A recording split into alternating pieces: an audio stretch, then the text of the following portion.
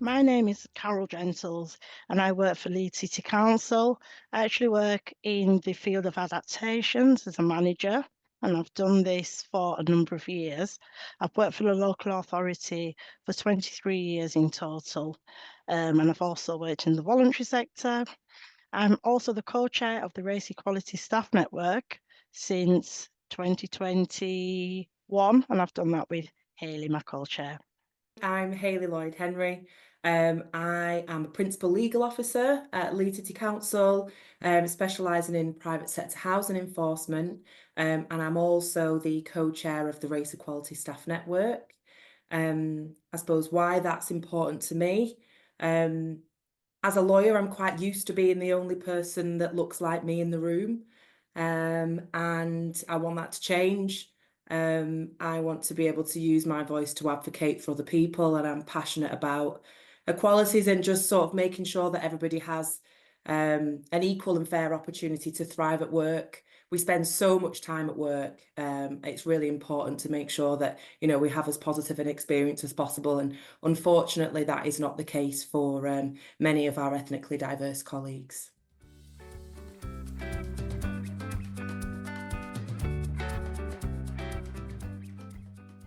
I suppose it's quite varied, really. At the heart of it is providing individual support for members.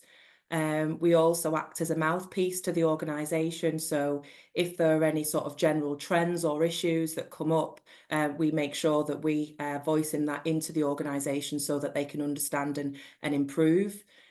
We also have our network ambassadors. So they're a team of engaged network members who are across all different areas of the organisation, and they link in with us to make sure that we can share our messages far and wide.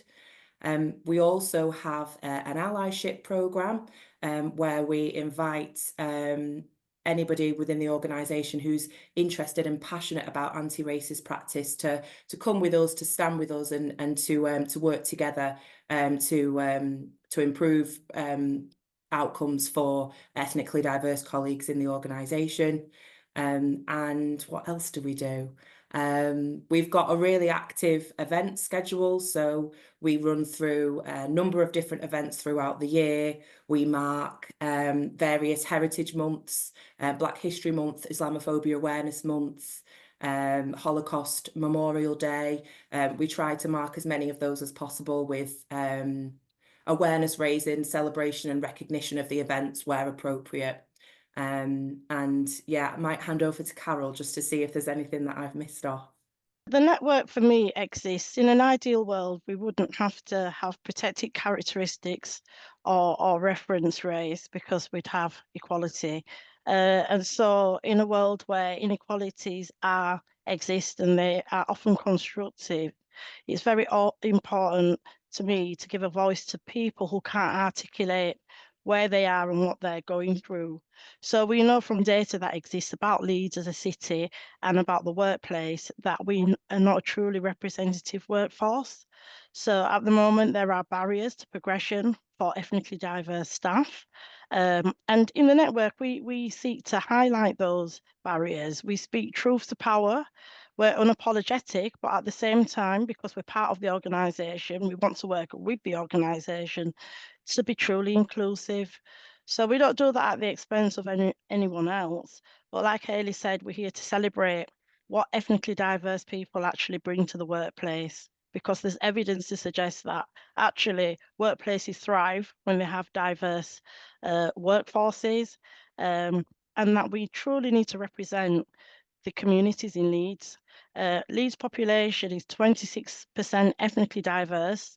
There's 170 languages spoken in Leeds, and we want a workplace that's truly representative, not just of staff at the front line or at the bottom, although there's nothing wrong with those roles, but we also want to see that progression into senior position, heads of service, directors, etc.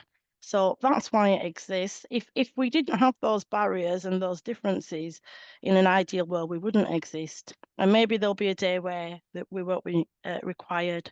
But right now, we want to chart the progress of the organisation from a race equality perspective.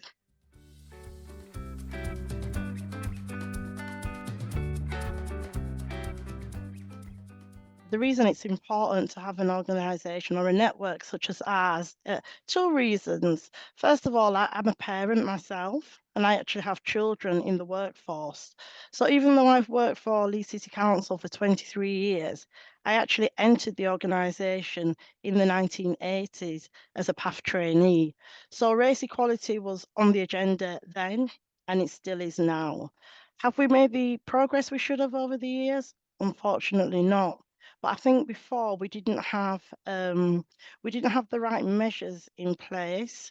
So now we have an action plan and an idea of what race equality would look like within the organisation.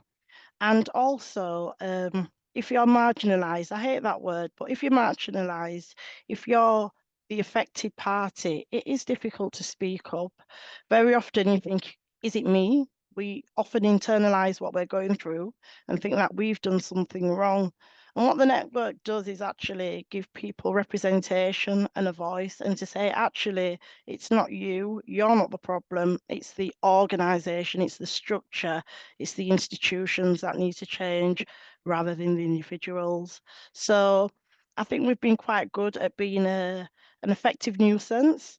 But as I said, we work with the organisation, not against them, but we have to actually be honest about where we are.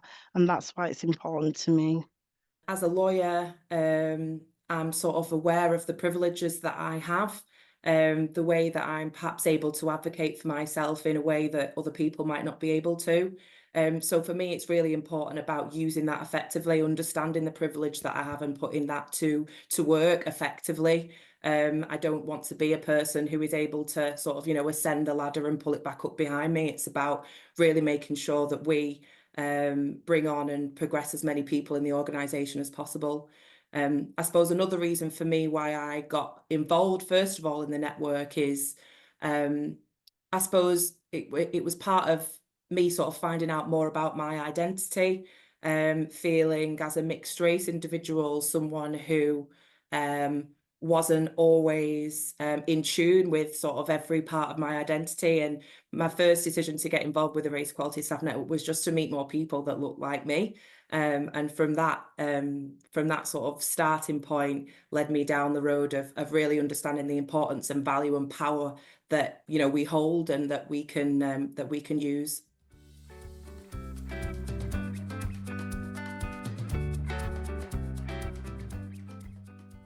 I'd probably say the biggest one is capacity. Myself and Carole are the co-chairs at the moment. We've recently taken on 2 steering group members, but for an organisation the size of Leeds, there's so much work to be done and there's so much work that we want to do, but we're mindful that as volunteers, there's only so much that we can do. So that's probably the biggest challenge that we face and that we will realistically always probably face that. I think in terms of challenges, I would say that representation, as I've said, Leeds is a very ethnically diverse city, and for a long time, the network had myself and Hayley as co-chairs, and our other steering group members were from Caribbean or African heritage, and some other demographics within the ethnically diverse diaspora didn't actually feel that we were truly representative. But again, we're volunteers, and if people don't come forward or want to volunteer their time, there isn't an awful lot we can do. But we're pleased to say now we've got 2 men and of different heritages on the steering group, so we're a little bit more representative. But that can change over time and with people's own resources. I think another challenge as well as has been organisational. When we're talking about equity, equalities, sometimes there's a tendency for the organisation to be a little bit defensive. And, it is brave for an organisation to say we want to do better, we want to be inclusive. But actually, when we share the lived experiences of a lot of people, they make really, really negative reading. And I think sometimes the organisation sort of like not closes ranks, but they can be a little bit defensive around the topic. So we try to keep the dialogue open and sort of say, look, we're not talking about individuals. This is an institutional thing. And if we want to embrace it, we have to be learning, we have to be open and honest, and all the other values that the council has. Another challenge that we face relates to the fact that the workforce is shrinking. There's massive pressures on public sector across the board. You know, Leeds City Council is not devoid of that, and it's how we can make sure that EDI remains on the agenda. And I think if it's not embedded in the organisation in a genuine way, if it's not, you know, if it's seen as simply an add-on, that's the thing that falls away. So we need to make sure at this time more than ever, it remains, you know, something that the organisation takes seriously.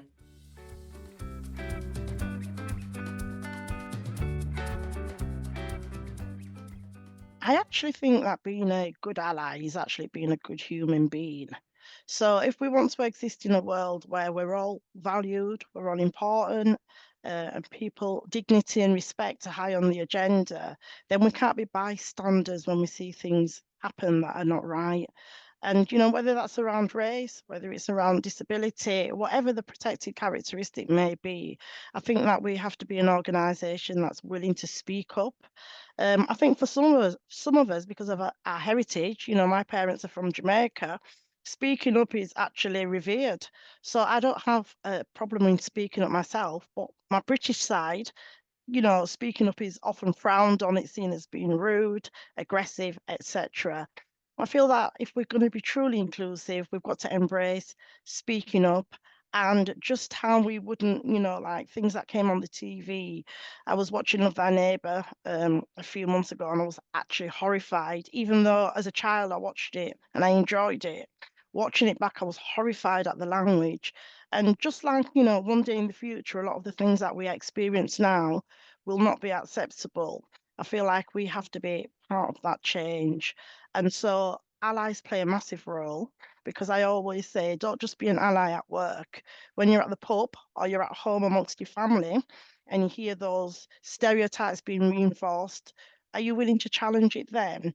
And I think that we're all on a journey. Same goes for us as well, where, you know, we face sort of like the prejudices within our own communities. I think that we have to be willing to challenge it too. So I think that being an ally is actually just being a good person. I think there's many different ways of being an ally, and I think sometimes people think that they need to be a knight in shining armor that comes to people's rescues and sweeps them off the feet, and I think that's quite misguided and quite dangerous. I think being an ally and speaking up and speaking out links to the type of person that you are. So, you know, as Carole said, if you are that type of person who feels confident to approach somebody and to confront them in there and then in the situation, then, you know, maybe that's the way for you. If that's not the type of person that you are, then there are many other ways that you can do that. Standing by somebody, checking in if they're okay. And again, it does really come back to just being a decent person, a person who thinks of others, a person who has empathy, and a person who wants to know and understand things which aren't within their, you know, their sphere of daily life. You know, if people are different to the people that they spend time with on a day-to-day basis, let's learn about them and understand how they differ.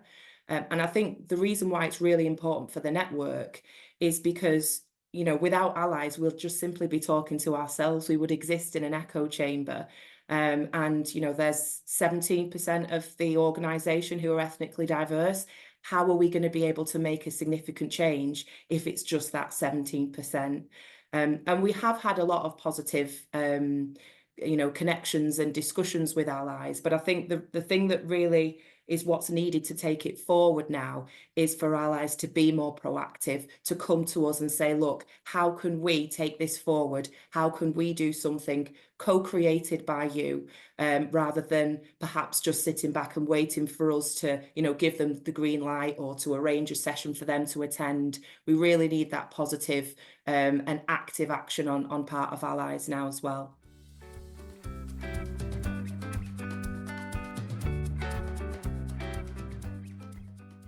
First of all, it's that we actually see a meaningful difference in representation in the organisation.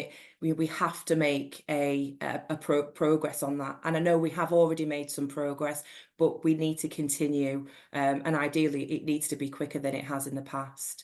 I suppose another way is just making sure that all of the different initiatives and work that we've been involved in, we need to make sure that we see that there's an impact going forward and that things are changing.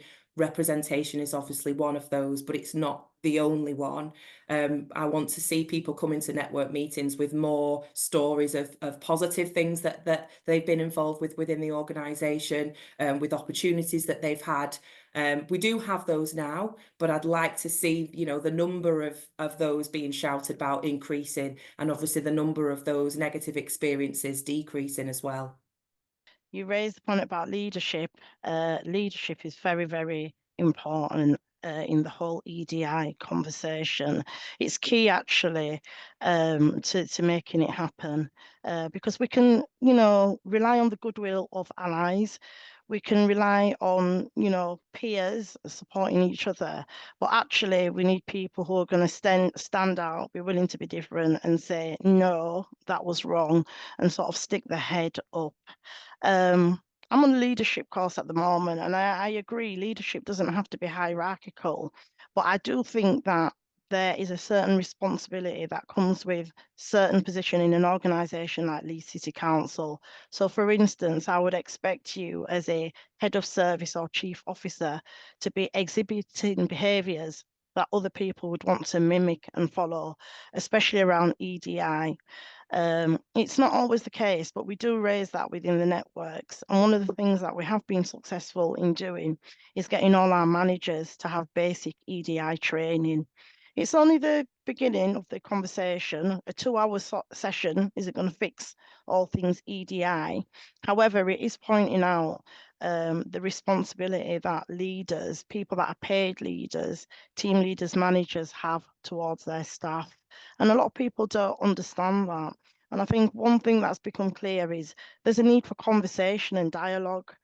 When people hear the three little letters EDI, they shut down straight away. People become afraid. They don't want to say the wrong thing.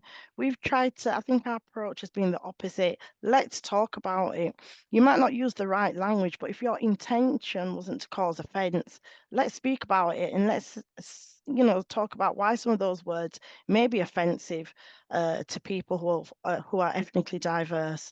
So we do recognise the importance of good leadership, and actually, I would say it's key if we're going to get anywhere.